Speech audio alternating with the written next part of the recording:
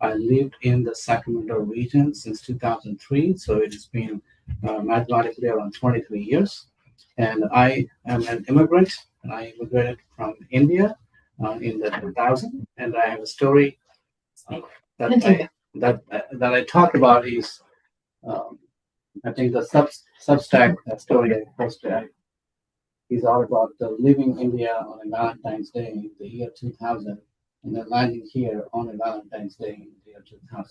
So talk about leaving one Valentine for another Valentine. So I tease my wife about all the time. So I've been here, and ever since I came, like most immigrant, it is for opportunities and is to see how we can contribute to the place where we live.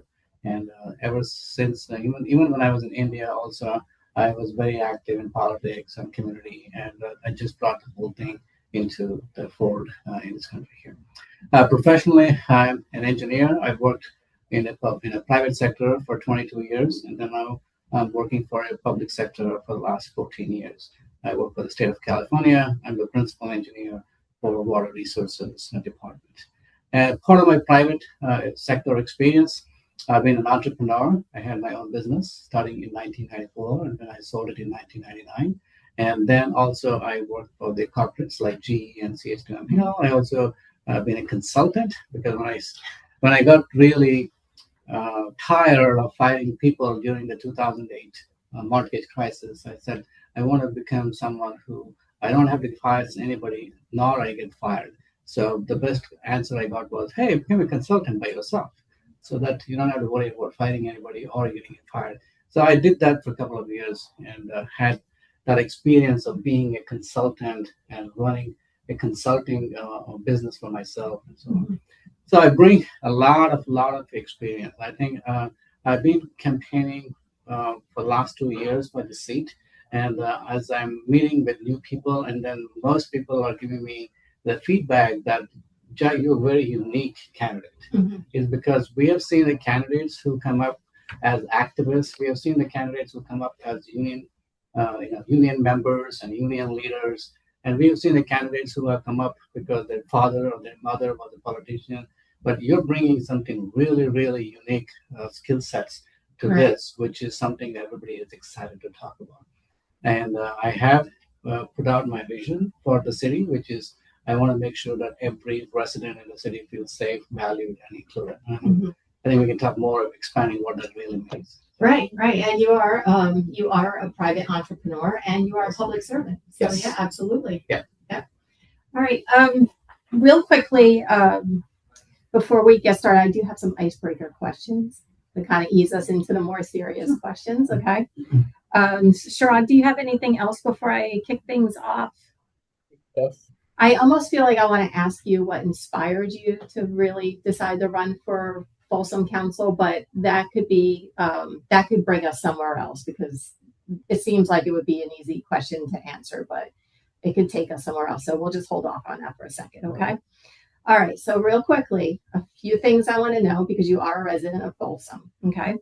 So for locals only spots, what is your favorite hidden gem in Folsom that isn't a major tourist attraction? Oh, all right. So I would definitely have to go with the Folsom Powerhouse.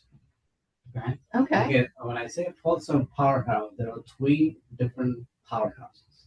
People get confused. So it's not Powerhouse Ministries. Okay. It's a church. There's a Powerhouse Bar, which is in downtown. What I'm talking about is real powerhouse.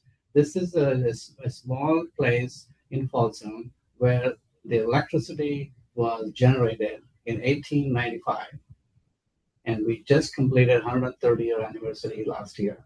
It is completely hidden so much that I couldn't even find myself there. Okay. But because of my background in power generation, hydroelectric, and I blended right into this group, and I'm currently on the board of directors as the Friends of Powerhouse, and that is the hidden gem. You gotta visit this place. You will get an idea of how the Folsom used to be 130 years ago. And even though the Folsom has been incorporated in 1947, but you get an idea that how people used to even live there, generate power. And you blown away by the technology that at that time when they were having. It is amazing. The power that was generated, it's a very small power, like 2 megawatt, that was sent to Sacramento to run the rail cars. Oh, that's cool. Did you know that, Chirag? I did not. This was a no. It is really hidden, and Right. you will love it when you go. That's cool. Is it over by the dam? No, it's very close to downtown. Okay. Okay. I'll have to check it out. We're right before the bridge. Okay. All right. Now, my next question for you. Okay. Folsom is known for its extensive trail system and parks. If you had 1 hour of completely free time, which specific trail or park would we find you in? Ooh. Okay, so I would be on a Willow Creek. Willow Creek. So you can find me on the Willow Creek. A very simple reason is because it's just behind my house. So we have the trails. One of the reasons I moved to Folsom and also built my home is because I wanted to be close to the parks and the trail. And we have a Nisland Park, which is a community park, 35 acres of land, and it also has a ballpark in it, but it connects the multiple trails within Folsom. So I get out of my house and maybe a few steps away, I can catch the trail, and then I go through this. You can find me in Willow Creek. Willow Creek, we have probably 100 plus miles of trails, and this is one of the arteries you can find that people can be walking, or kids and dogs and everything else. You'll find me on Willow Creek. So that was an easy one for you. Very nice. It sounds nice. All right. Okay. Tough one? Yeah, okay. They're going to get a little tough, but still Oh, a little silly. all right. Okay. If you were a wrestler or a closer in baseball, what would be your walkout song when you enter the city council chambers? I don't know. Because again, yeah, I apologize. I'm not a baseball person. Okay. I don't know anything. But about if you were to enter, like, what song do you think you would enter as, like, entering to anything? Like, if you're thinking about, like, for example, like walking into a stadium or something, or even a concert hall, imagine. What's your favorite song? That would All be right. your intro song. I will give you something very silly. Okay. I'll probably play the same song that Mamdani played when he won. Doom Macha De. There you have it. Do you get it? Mm-hmm. Do you get it? Interesting. Yeah, it was. I'll play it. I'll play it in November.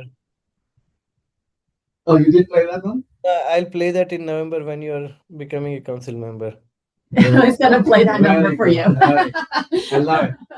Yeah, That's going to be your song. that's your name is Doom Macha. We'll figure out a way to play it like when you win, because we're saying when you win, we will figure out a way to attach it to the story. Yeah. So it will be your song. Yeah. All right. Okay. If you can have one superpower specifically to help you as a city council member, what would it be? One superpower. I think that would be emotional intelligence. Oh, that's good.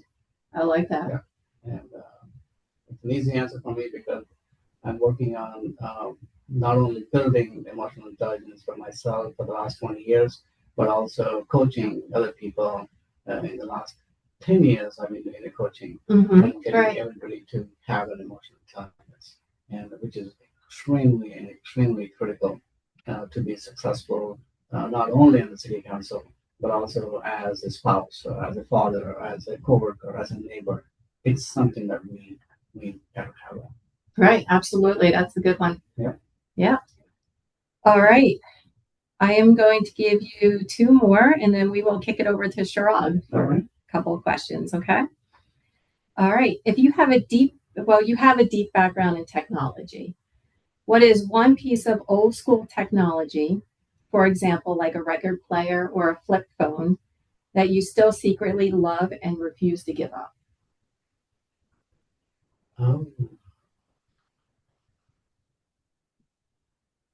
It's hard because I have adapted to the technology in the last 40 years that I've been exposed to this technology, and I don't have anything. Every time there's something new, I even had a flip phone with a walkie-talkie. I used to Right. use that for my work in the 2004 and 2005. Um, that was the latest technology. I moved to BlackBerry. I had one of the best BlackBerry at the time, and I know Obama talks about carrying the BlackBerry all the time with him. But I've gone I've gone with the technology. I've embraced the technology. I've embraced the changes it brought in. I I always wanted to learn new things. I learned new things. So today everybody's talking about AI. I'm also learning everything that needs to happen in AI. Unfortunately, I don't have anything that I'm holding on to. Okay, so on the other side of the spectrum, then let's say, what is your more recent, more advanced technology that you have?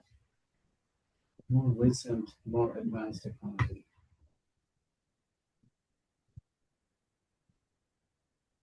Uh, it has to be just a phone that I carry. And I don't think I bought any new gadgets or tools, either for myself or for my home. The applications are always, even though I have a phone which is 2 years old, but some of the applications are brand new. That where people are coming up with, for example, I was at the uh, California Democratic Party convention last weekend. I needed to find a parking spot. Somebody said, "Oh, try this app." And, okay, I downloaded the app, and then I got to start using it, and then start making it out. And oh yeah, Canva. Canva is another technology that I love, and I've been using it for more than 2 years now. And that's the way even the whole product has evolved, and it has become one of the best, in terms of graphic designs and communications and everything else. I don't think I can live without Canva now. So I think that's probably the latest technology. Yeah, right. So are you like, are you a Canon fan or a Nikon, or do you have any specific brand? I do not have any. Okay. Let me see if I could turn that off. Chirag, do you want to go ahead and take a question? Well, I see it just quickly. I would go directly to this. Uh, I have been like looking at your platform and the first blog that you put out. One of the interesting point you brought up was about the local businesses, and I can read it right from your own statement. Folsom must continue support small business, attract responsible investment, create environment where entrepreneurs and employer can thrive. It's easier said, but how do you envision it, and what is the timeline? Sure. So when I talk about business, local businesses, I think I come from different angles. So, for example, um, as uh, as we all know that the Folsom is a landlocked city from north and the east and the west. There is really not much to grow in terms of the city and the land itself. The only place that this Folsom can grow is just the south side of the city. And again, once we go, all the development that's happening right now, which is 3,000, close to 3,300 acres of land which has been developed. After that, there's only a small piece of land that's available, close to 100 acres. And then we are budding ourselves into Aurora County, and then piece of the Sacramento County. You have the Rancho Cordova developing from the other side towards the east. So when I talk about the businesses, I'm talking about not only looking for opportunity for new businesses to come, but also to innovate within the existing businesses, right? So, for example, when I look at the shopping, the entertainment, and then the food and the restaurant type, I'll guarantee you that a lot of people from Boston they go to Roseville for that, right? So they travel to Roseville, and of course they don't come to Sacramento; it's too far. But they're all in Roseville, and then people who are in El Dorado Hills and also in Rancho Cordova, they also tend to go to Roseville, and that's one of the reasons Roseville has grown. Is not because of the population within the Roseville and Rockland and Lincoln area, but also they're getting all the people from Folsom, Rancho, and everybody else. So I think within Folsom, I think we need to take a look at some of the current policies that is if it is a constraint to the businesses, whether it's related to permit fees, whether it's related to just the environment itself. I think that needs to be tweaked. But we need to take a look at that. And the second thing, how do we do this? Is is I call myself is a community engagement. So if a community is engaged, then we can solve the problems that the particular city is facing. Mhm. It's not going to be easy, or it's not going to be a case where the council member says, "I'm going to solve all the problem." It is never going to be the case. I even tell my residents, if anybody says that, they're lying because they're not going to be able to solve the problem. The people are the ones who are going to solve the problem. But my job is to guide them. My job is to coach them. My job is to listen to them and give them these ideas. Now, when it comes to development, there's only so much we can do within the city of Folsom. Keep in mind that the city of Folsom has a 30% open space policy. That means if we have to think about any development that has to be infill, then we're encroaching on the open spaces. And that's going to be a big no-no, even for me, because the reason I want to run for this election is to protect the open spaces and then the trails and the parks that we currently have. And so we want to really get creative in the sense that either we bring the right kind of businesses, either we bring like let's do a survey of the city and find out what type of businesses, what type of establishments there's an appetite for the residents, and also we have to it's not only a good thing about bringing businesses, but also do we have the infrastructure to support them. Right now, the East Bidwell is a nightmare. I think everybody is talking about is the traffic that is causing on the East Bidwell, and everyone, number one issue you ask to also, they say traffic. Yeah. They forget everything else, right? So the infrastructure piece also plays into the role, whether do we really have the infrastructure to handle the new businesses that we come in. But I do want to work with the Folsom Chamber is because they have the business and economic development side of the city.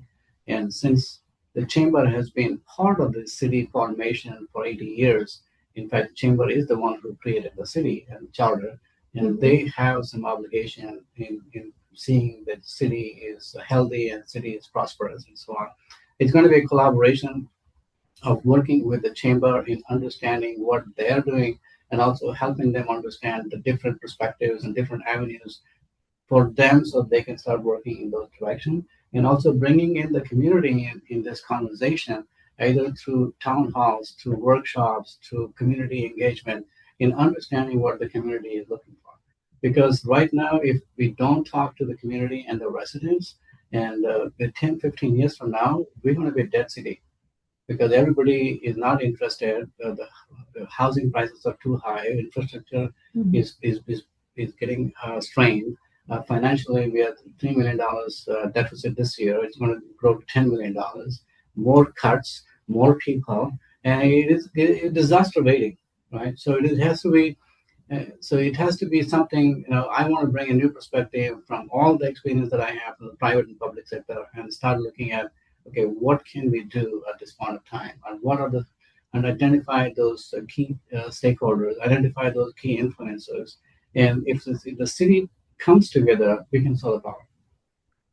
Right? That's how I look at it. I will go with the second question. You already partially addressed it about the structural deficit, and I want to get into more detailed about the structural deficit.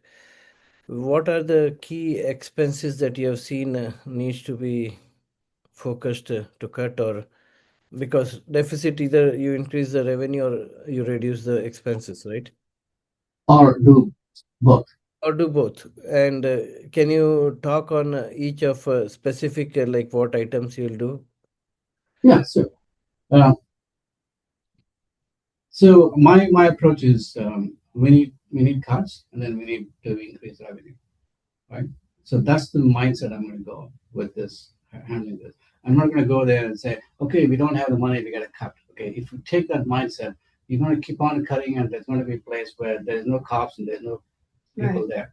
Okay, so because that's what happened. But I think if I go with the mindset that we need to increase the revenue, at the same time we need to find ways to cut where it makes more sense, right?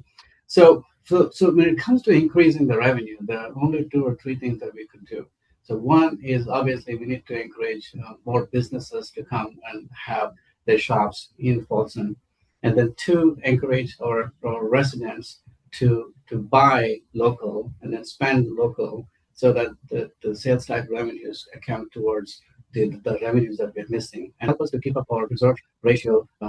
We wanted to keep the reserve ratio beyond 17%, which is recommended, but I think we're at 20.1% now. We don't want to get down on our reserve ratios. At the same time, when we have this money, we spend this money in a productive way, then that should result in more revenues for the city. I'm not looking at spending this money in terms of expenses, but in terms of investments. So how can we invest the money into the community where it has the returns back to us? We have a very simple structure. Now, when it comes to the expenses, as you probably know, there's only three major items that goes into the Folsom City, and most cities as well. $120 million is the annual budget, and then almost $30 million is fire, $30 million is police, and $30 million goes to the parks. You've got the 90% of the budget is pretty much covered between these three major agencies, and the rest is administrations and also the legal and everything that really goes on.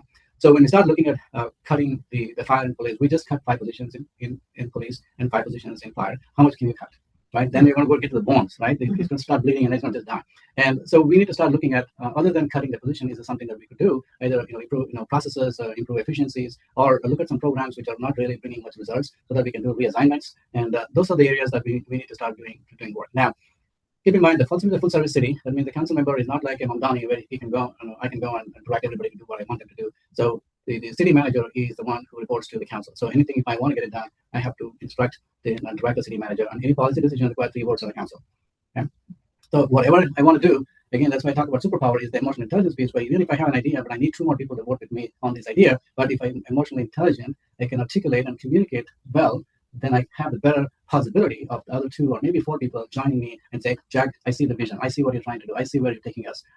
Let's go with it, right? That's what superpower I want to work with this. And also looking at some of the contracts, and I looked through the budget line items for the last several years, and every fund has contracts written into it for millions and millions of dollars. And I went back to the council and I made a speech about exploring multi-year contracts with the vendors, whether it is maintenance of the parks, maintenance of the road, maintenance of IT services, whatever we have, can we do a multi-year contract and negotiate 25% discounts, right? And this is something I just did with Cisco Systems called Enterprise Agreement. I had a 5-year contract last year I signed, and the $20 million, and I saved $5 million for the state.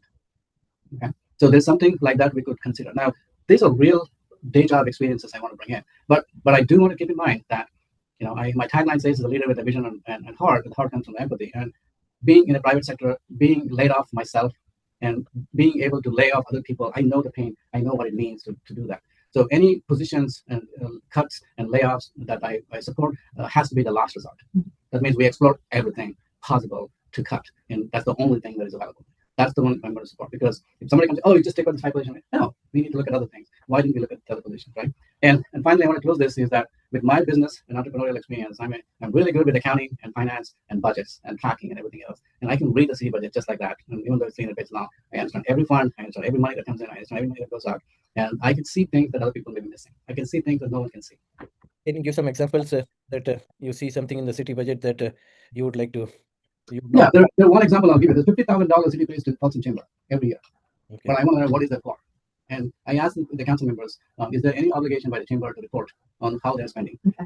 What is the accountability factor there? Or if we are investing $50,000 to the chamber, what are we getting back? Right. That's the one part. There is a city properties has been rented or leased to the some of the Folsom Chamber for $1.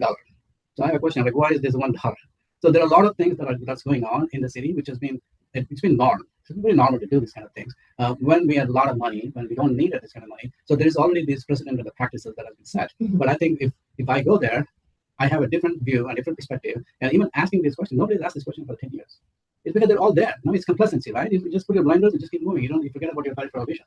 And that's exactly what's happening. I see with my district is that the council member has been there for 2 terms. It just completely lost the peripheral vision. And then if he asks questions, then it's like, okay, I was there 4 years ago when a decision for me, and now you're attacking me, or you're accusing me, or they'll try to go really, defensive on things like that. Yes. So the best thing is that when you have too many knots in a row, just take a knife and cut it. Okay? Don't try to unknot it. It's not nice.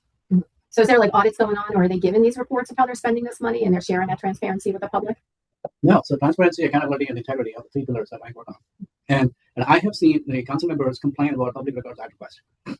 So when people are talking about PRA complaint, just the council member, I asked the question that's the transparency tool that we have to hold you guys accountable. And if you don't like that, that means you don't support transparency. Yeah.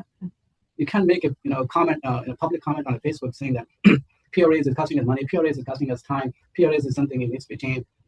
That means, in other words, you're saying that you're not supportive of the transparency tools that are put in place in the first place so that we can hold you accountable. Right.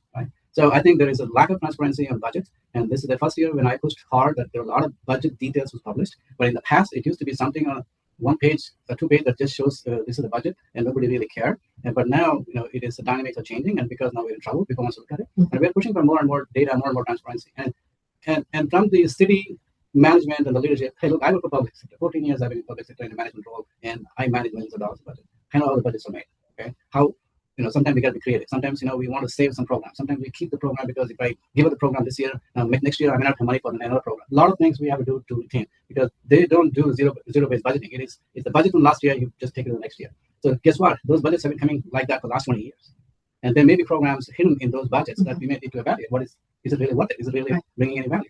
Right? And I think everything starts with asking the right questions. Everything starts with the passion to solve the issues and the problems that we're facing, and also showing a deep empathy for the city people, so that we don't come across, or I don't come across as someone I'm going to hold them accountable and the consequences to it. But I want the city staff to be part of the solution because they lead this budget every day, and if we talk, they will tell us, oh, we can move this program, or we can cut this program, or if you take this program, nobody will notice it. Right? For example, another program we are right now talking about is the Folsom Zoo. Everybody talks about Folsom Zoo, but it's not really a zoo.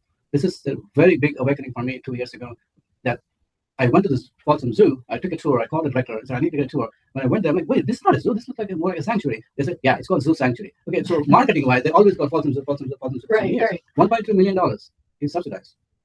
Because it's a zoo. $1.2 million is subsidized by the city for the Folsom Zoo Sanctuary. Okay, and that's going to be a topic of conversation. We have a lot of programs, like athletic programs, athletics facilities are subsidized, and they're supposed to be generating revenues. They're not generating revenues. If it is not, the original intent was to generate revenues, we need to find out why they're not generating revenue. What can we do to generate revenues? And there is so much opportunity, Chirag. This is an opportunity-rich town to save money, to increase taxes. The median income is so high in this town, they don't really care if it's a 0.5% increase. Right? Nobody is going to feel it, but still, it comes down to whether the people trust the council or not. If they can trust it, they will even agree to 1 cent increase. But if they don't trust it, they won't even give you 0.25 cent increase. It's a matter of the trust, building the trust with the community, and building the trust through community engagement, through dialogue, through listening, and through bringing new perspectives, and then we can solve the problem. Otherwise, we're just kicking the can down. Right. Yeah. And if they don't see where the money's going, why are they going to agree to an increase if they're not going to see what that's being spent on? Correct. Right. You said, is there a measure on place for this year? No. Okay. All right. Sarah, you can continue. Right. Okay. Let's see. Let's move on a little bit. All right. You stated that development should align with neighborhood priorities. How would you balance the state's regional housing needs allocation mandates with the concerns of existing District 3 residents regarding traffic and density? Yeah, let me see. Oh, it's set now, lower. Okay. Okay. That's right, 75 degrees. Like a sauna here. Do you want me to So 2 of us are radiating so much heat. Shall I repeat? Yes. Okay. So you've stated before that development should align with neighborhood priorities. How would you balance the state's regional housing needs allocation mandates with the concerns of existing District 3 residents regarding traffic and density? So it's a very tricky situation with Folsom right now. When the new development was approved by Measure W back in 2000, none of the residents were there. So when we ask about, okay, what is the needs of the community? The needs of the community in 2007 or 2008, 2000, when they all voted on to creating this new development of 10,000 homes, they saw a different need at the time. But now the people are moving in, they're seeing a different need. Give you one example. Monday night I was at the parks. We're building our second park in a new development, and we had a workshop. And the community was asking, oh, we need a flash pad in the park. And then the city is saying, no, flash pad only goes to be for the community park, not for the neighborhood park. You see where there's a gap here in terms of what the community needs are, and then what the standards and the park designations looks like. But this is where I think we need to start looking at. Okay, yes, so you created these standards and said that the community parks will have a splash pad, or the neighborhood parks will not have a splash pad. Maybe that is the standard we created 30 years ago. But now, maybe with the global warming and everything else is changing, so these needs has also changed. So why can't we take a look at the standards? Why can't we update the standards and say, if this is the needs of the community, let's put it. Yeah. Right? So we're talking about 12 acres of land. It's not going to take up 15 acres or 12 acres. No, it's a small piece of the community need that they're asking. Right. So when it comes to the housing, and we have failed in the city of looking towards the infrastructure needs, and not only looking at the infrastructure needs, but also timely execution of those infrastructure. Right now, what happens is, Chirag may associate if you're from India, that my home back home in Bangalore, they just built it. Then I ask the question, where's the road? How do we get there? Right? You just build it, but there's no road. And then so yeah, people will come and as people walking, it becomes a road. So I don't think we can do that here. But I was very surprised that we're building 10,000 homes, 25,000 people are going to be living there, and we have one access point from north side of 50 to south side of 50, and with the 2 lanes. And like, how is this even going to be possible? But we knew this coming. We knew this is going to happen for 10 years, last 15 years, but we haven't taken action. Right? People can say anything about, oh, we did this, we didn't get approval, we didn't get the money, whatever the reason is, but we didn't slow down the growth, but we let the growth happen. At the same time, we didn't say, oh, we're going to hold this growth, we're going to stop building here until we fix the infrastructure. We wanted to continue to build, we want to continue to go there. And that's what we need to start thinking about, having a clear vision and also putting the infrastructure needs first. Right. And then we have, even now we are approving home building 150 homes, 160 homes. Guess what? We're adding these people, and these many cars are going to be on the street, but we are not paying attention to the infrastructure. That's what I want to change. And then you had some question about the state mandates. Yeah, so mandates, regional housing needs allocation mandates with the concerns of existing District 3 residents regarding traffic and density. Yes, I need to do some research about where we are as a Folsom city in regard to the affordable housing and the mandates and the requirements are. And since we're growing, there is an opportunity to make those adjustments. And as of now, I do not have the data. Okay. I have some information, but that's not complete data for me to speak about. That's fine. That's perfectly fine. Yeah. My next question has already been answered by you. Okay. The question. So the question I was going to ask is, you called for improved transparency at City Hall. What are some actions you would take to implement that? You've already discussed that. I want to give you one more thing I want to do. Okay. I want to create a website with the monthly or quarterly actuals on the budget display. Okay. So that people either a dashboard or even a report. We in the sense of the city will present some of these reports to the council members a quarter or every other quarter. But that report is just for the council members. There's no interaction happens, and they hope to upload the whole 300-page the document onto the city website and say, hey, here's a report. How many people are going to read that? Mm-hmm. Right? How many people are going to download the document and understand all the lines in the page? I want to create very simple dashboard. If you're from an IT background, we all love dashboards. And simply very simple, revenues, where are the sources of revenues, where it's going up and down compared to the last 5 years. And you're going to get a visual picture of the people. People don't have time to read 300 pages, but they can see one page and see where the health of the city is, right? So that's very passionate about is dashboard. Because I do it my day job, whether it's compliance, whether it's security operations for the IT systems or the OT systems, they're managing our budgets of $600 million. We always have dashboards. We just create dashboards. Well, I would say it's a very great vision, but it's very hard to achieve with the way city works, in my experience. But I would like to give you one more idea, which I've seen very effectively. The Brentwood councilwoman, after every council meeting, she puts out her own small summary of what she did in the council and on Instagram, and people keep asking her question, and she goes back with it. So very cool. Yeah, that's a good idea. And the city would be, if you're able to build a dashboard, I'm sure all the residents will be approving even half a cent or 1 cent. Yeah. Most likely, they can see it, right? Yeah. Seeing is believing. Then there's the visibility. Yeah. Sure. Yeah. All right, Chirag, do you want to take a couple?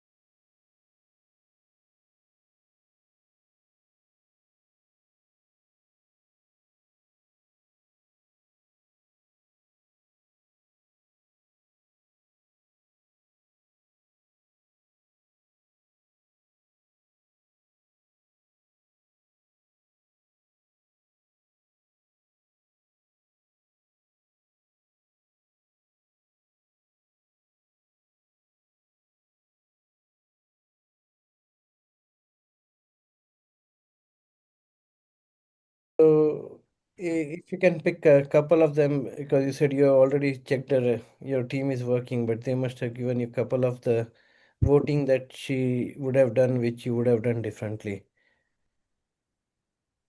Sure. So, for example, recently she voted on a. Okay, here's what happened. The city manager brought a resolution to the council and said, we want to change the contract of the medical director for the fire department from 3 years to 1 year. Okay, so they already signed a 3-year contract last year, and so they brought a resolution and said we want to change it to 1 year. So this brought to the council. Then they talked about a couple of reasons why they want to do that. One, they said that the city wants to see if they can use a community impact funds from Kaiser or Dignity or Smart, so that they have those monies available, and then you can use that money to pay for the medical director. Let's say currently medical director is from Kaiser, and then Kaiser community impact money fund can be paid to them. So they're trying to look at the scenarios, how it can be done. And then the voting happened. So we have, so she voted for yes. She wanted to cut the 3-year contract into 1-year contract. But if I were there, I would not have done that. Right? I would have still had a 3-year contract because one, we already have a contract. Okay, and the two is that if I go to a community impact fund, I lose control. The city has no control on the medical director because it's going to be paid by the community impact fund.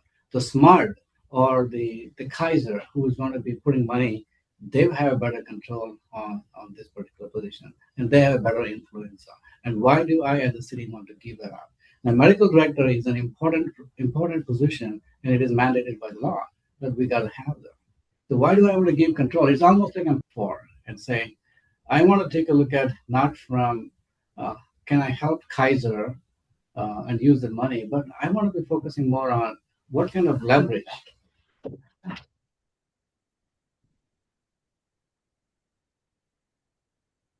What kind of leverage that we have that we're going to give up, and what is the cost of giving up that leverage, right? And then the second is that we have already made a commitment of 3 years. How does it look if I have to tell we're going to make it to a The 1 year? materialistic reasons to do it. What are the Right. There is long-term consequences with this. And then the most important thing is the fire department loves this medical director. They've already established protocol. They already established communication. They've already established the way of doing things. And then the medical director has been a very, very key part of the fire department, especially with the EMS and all the tools and everything that is approved. And even now, I think the region is talking about the blood infusion through the EMS. And firefighters cannot do that without having a medical director and then telling them how to do it and what to do and things like that. So that decision, I would probably be doing it differently. But most of the votes that I have seen in the last 2 years that I'm attending the council meeting, it's pretty much like everybody votes fine. It's not controversial, and there isn't something that. But I may find something 10 years ago or 8 years ago, which is based on the research, and I will have that data to talk about it next time. Okay. sounds good. All right, so we have a few minutes left. I do want to invite you back out to discuss more matters with us as your campaign heats up. We would definitely want to have more interviews with you. And before we do close up, though, I just wanted to kind of open up the conversation now. If there's anything left you want to share about yourself or your vision before we wrap things up. Yes, my vision is that I want every resident to feel safe and valued and included. And what do I really mean by that? And for example, I want people to feel safe, not something that I can give them a data and say the crime rate is going down or the theft is the trend is going down. I don't think that data will help people feel safe. Mhm. All right, because maybe there are some data freaks will look at the data and say, oh, I feel good now, but it doesn't apply to everybody else. So we need to do more than producing the data for the resident. We need to have more interaction. We need to have more involvement. We need to make sure that we are engaging with the community closely. That way, we are when we say things that they can trust, right? We're Mhm. building the trust. And then when we talk about value and included, our city has grown to be almost 20% minority now. It used to be negligible 10, 15 years ago. And the Asian population has grown significantly to almost 18 to 19% of the population in Folsom, which is completely unheard of. And I think a lot of people, if we are talking about getting the community to engage and getting the community to solve the problems, if they don't feel valued, they don't do that, right? Because it is extremely important whether it's a minority or a majority in the city, but they have to feel valued. And how do we show their value? Through a lot of policies, decisions that we make, like this traffic mess that is going on. I don't think they're feeling valued about their lives and their houses. They think you guys have built this house, but you're not giving me access there. So am I like a third class citizen here, or things like that is Right. happening all over the place? We want to make sure that it is all valued. And we want to make sure that I want to make sure that the people are included in the decision making, and whether we are deciding. I know the city council have to make a decisions, but what can we do to outreach? Do we need to create an outreach team? Do we need to create an outreach program so that we bring all voices to the decision making? Currently, the only voice I have is the Chamber of Commerce in the city council, and I think that needs to change because since Chamber of Commerce is important, they're integral, but I think we need to look beyond the chamber because there are going to be 95,000 people living in Folsom, and then we need to bring diverse voices into this. I think that's how I look at it. And for many it could look like an abstract, but I'm very clear on my vision. I can see it, and it's all about feelings. It's all about everyone making sure that they're included and they're valued in the community that they live. So I was just quickly had a view of how many people come and speak up in the Folsom City Council, because at OpGov we summarize all the city council meetings and bring up what community is talking in the front. So one thing I was out of a 98,000 population, I think that's the population of Folsom, right? There is It's growing, yes. Probably now it is. When I last read it was 95, that could be 98 now. yeah, something around. I'm not 100% sure. But there's very, very few people coming and speaking up in the city council meetings. And how do you plan to change it? There are, well, there has to be a strategy that needs to be worked out, and then we need to figure out how do we achieve the strategy. Now, I need to start off with whether the city has any strategy in there. For example, they have a strategic plan. Mhm. What is their plan to engage the community? I need to find that out first, right? If they make that a priority, then we can roll out the programs according to that. That is the way to handle it from the city's point of view. Second is that when we are paying money to like Folsom Chamber and other groups, we need to make a conditional offers and say, hey, you need to develop, you Yes. need to do the outreach, Mhm. right? You need to bring these people. We're going to measure this. Have you done this? Have you done that? Right? Some of the programs that they have, I think we need to hold them accountable in those sense as well. And third is that as my experience tells me that the I am probably the only Indian sitting in the council meetings.